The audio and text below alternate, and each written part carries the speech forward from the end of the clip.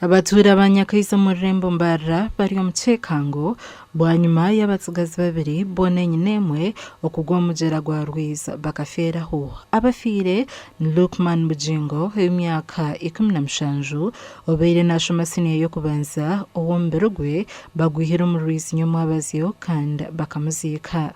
Undi John K. Abdurrahman w'imyaka 15 kandi nawe obeire nashoma senior yo kubanza kandi oguwe ombero gwe gucubuzire. Yabagira ngo abana babagwa ntitata rinkayi abana bagumizi. Nyebuza abana bagumizi nkayi. Wanje ko mwifeto ari kifuraje nkateka ngo buno bwana buto. Konka kunagira kugira ngo kandi bagumurizi. Nyebuzo murizi bazayo batokwe. Katurahare narwo. Mangwa go twekora mu murumuna batayibanje tuiza. Konka kikantangaza munongo umutukurugari biro kwiza kunuya.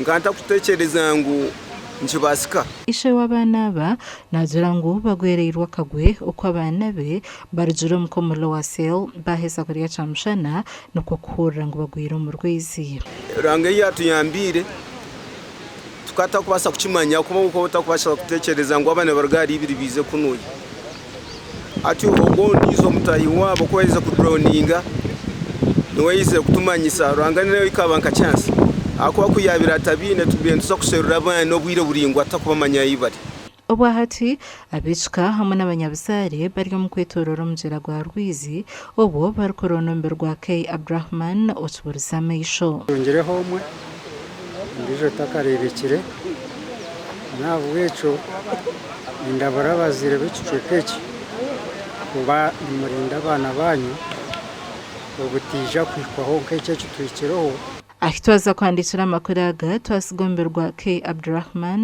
gutakarebekire amakuraga gasha kwa Elias Rutugusa.